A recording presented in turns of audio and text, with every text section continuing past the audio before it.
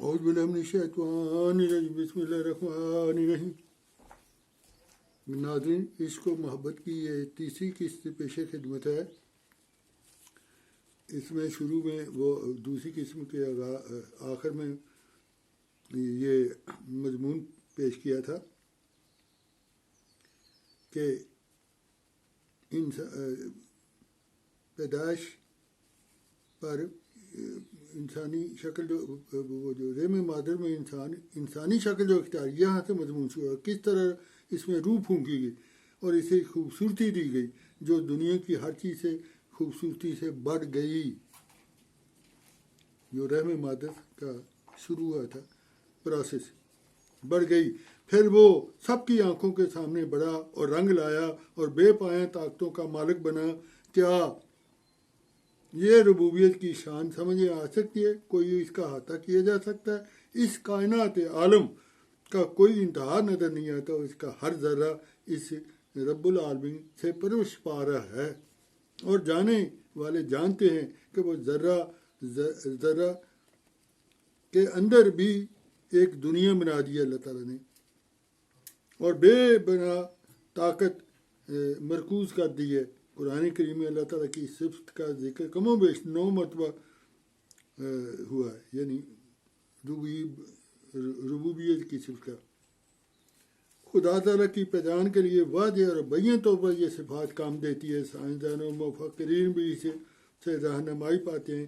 جتنا علم میں کوئی بڑھتا ہے اتنا ہی ربوبیت الہی میں زیادہ وسعت اس کے سامنے آتی ہے، اگرچہ وہ شامت اعمال کی وجہ سے ان سے فائدہ نہ اٹھائے، ورنہ خدا تعالیٰ تو فرماتے ہیں، یعنی اللہ تعالیٰ فرماتے ہیں کہ تمہارا رب جو ہر چیز کا پیدا کرنا ہے، اس کے سوا کوئی معبود نہیں، پر تم کہاں بھٹک رہے ہو۔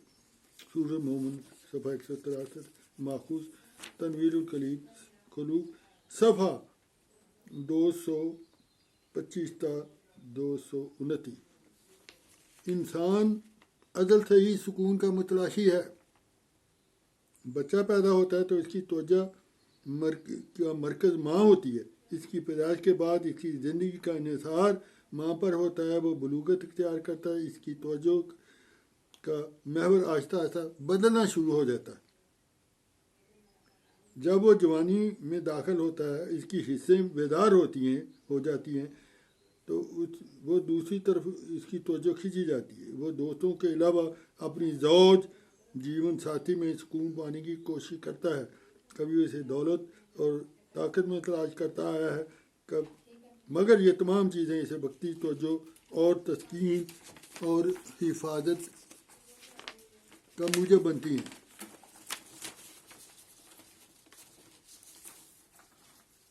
مگر ابدی سکون نہیں دیتی۔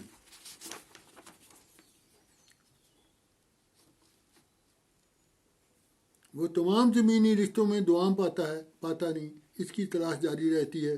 تب وہ خدا حقیقی کے طور پر خدا کی طرف تو لوٹتا ہے، خدا کی آواز کو سنتا ہے کہ دیکھ میں تیرا ہوں، میں تیرا حقیقی رفیق ہوں اور میں ہی تیرا حقیقی غمگسار ہوں۔ یہ تمام رشتے جن سے تو گزر کر آیا ہے، یہ دراصل میری صفات کے پرتو تھے۔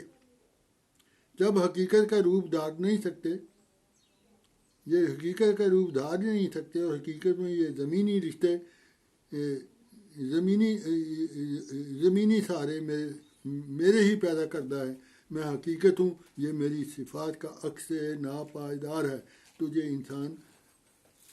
انسان ہونے کے ناطے میں اپنی صفات کے اظہار کے لیے تجھے اپنی محبت کا مزہ چکھانے کے لیے پیدا کر رکھے تھا۔ تجھے اس محبوب حقیقی کا کچھ پتہ چل سکے۔ پس ہے بندے، اپنے محبوب حقیقی طرف لوٹ آ کہ تجھے یہ حقیقی سکون اور دائمی زندگی ملے گی۔ پس محبوب کا قرب حاصل کرنے کے لیے، یعنی نئی زندگی اور حیات کے لیے کہ لمبا عرصہ درکار ہوتا ہے، کوئی آج تک نہ پھونک مارنے سے ولی بن سکا نہ بن سکے گا۔ اس کے لیے مجاہدات کی بھٹی میں ضرور پڑھنا پڑتا ہے۔ انسان کی کس طرح اللہ تعالیٰ جیسے محبوب انسان کیسے ایک دم ترقی کرتے جاتے. اللہ تعالیٰ محبوب زبانی جمع کرتے نہ مل نہیں سکتا. یہاں تو دنیاوی محبوب بھی اس طرح نہیں ملتا, وہ بھی اس کا ثبوت مانگتا ہے. لیکن محبت ہوتے ہی تو وہ منٹ لگتا ہے, محبت ہوتے ہی منٹ لگتا ہے, مگر محبوب منٹوں میں کبھی نہیں ملتا, خاص طور پر جہاں اللہ تعالیٰ سے محبت کا سوال ہو. اول تو نظر آنے والی ہستی ہی اللہ تعالیٰ, اسے دیکھ کر انسان عاشق ہو جائے. گو جب انسان محبت کر بیٹھتا ہے تو پھر ہر چیز میں وہی نظر آتا ہے جس سے اسے محبت کرنے کے لیے مجاہدہ کی ضرورت ہے. پھر اسی کی محبت حاصل کرنے کے لیے پہلے خاک میں ملنا پڑتا ہے, پھر کچھ پانے کے لیے کچھ کھونا ضرور پڑتا ہے. بہرحال یہ ایک حقیقت ہے کہ انسان پیدا کرنے والے سے محبت کا جذبہ لے کر پیدا ہوا, لیکن اگرچہ ایسا بھی ہوتا ہے ازرا ہے گمراہی, وہ اس کی جگہ کسی جھوٹے خدا یا خداؤں سے اپنا پیمانے عشق باندھ لیتا ہے, اور اسی طرح وہ اپنی فطری تسکین کا غلط سامان ڈھونڈ لیتا ہے. ان لوگوں کا قرآن کریم میں اس عہد میں ذکر ہے, یعنی جن لوگوں نے کی مثال انہوں نے اللہ کو چھوڑ کر دوسروں سے محبت اور دوستی کے تعلقات قائم کیے ہیں, اس مکڑی کی طرح جسے وہ اپنا گھر تو بنایا اس نے, لیکن گھروں میں کمزور ترین گھر مکڑی کا ہوتا ہے, کاش وہ جانے. سورۃ عنکبوت 44. دنیا میں جس قدر مذاہب آئے, ان کے لانے والوں بشمول اسلام نے تعلق باللہ, حقوق اللہ, حقوق العباد, ان دو باتوں پر زور دیا. اول یہ کہ حق تعالیٰ کے ساتھ کوئی شریک نہ بنایا جائے. دوم یہ کہ سب سے بڑھ کر اللہ تعالیٰ سے محبت, اللہ کی ذات سے محبت کی جائے. پر جس طرح گھر کے اندر روشنی کرنے کے لیے ایک چراغ کی ضرورت ہوتی ہے, اسی طرح انسان کا دل اللہ تعالیٰ کی عبادت سے روشن ہوتا ہے. یہ جو فرمایا الا بذکر اللہ تطمئن القلوب, یہ بھی انسان کی فطر کا خاصے کا اظہار ہے, کیونکہ دل کا حقیقی سرور اپنے پیدا کرنے والے کی یاد اور عبادت میں ہی مضمر ہے. حقیقی چین و قرار دنیا کی دولت اور اس کی عزت میں نہیں, بلکہ اس کی سکینت قلب میں ہے. خالق کی محبت سے اور اس کی عبادت کے نتیجے میں ایسا کیوں نہ ہو, جبکہ اس کی خلق کی ایسی صورت میں یہ کیا گیا کہ انسان کا دل تخت رب العالمین بنے, جیسا کہ فرمایا اے بندے اپنے رب یعنی محبوب حقیقی طرف لوٹا. یہاں ہی حقیقی سکون ملے گا اور دائمی زندگی ملے گی, کیونکہ اللہ کی ذات لطیف اور پاک ہے, وہ سراسر نور ہے. انسان کی ذات کثیف اور نحیف ہے.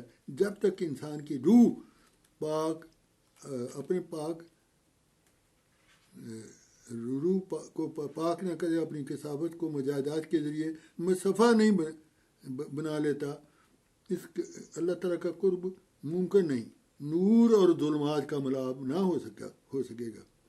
محبوب حقیقی کو پانے کے لیے کچھ کھونا پڑتا ہے. انسان کو مجاہدات کی بھٹی میں سے دور پڑنا پڑتا ہے.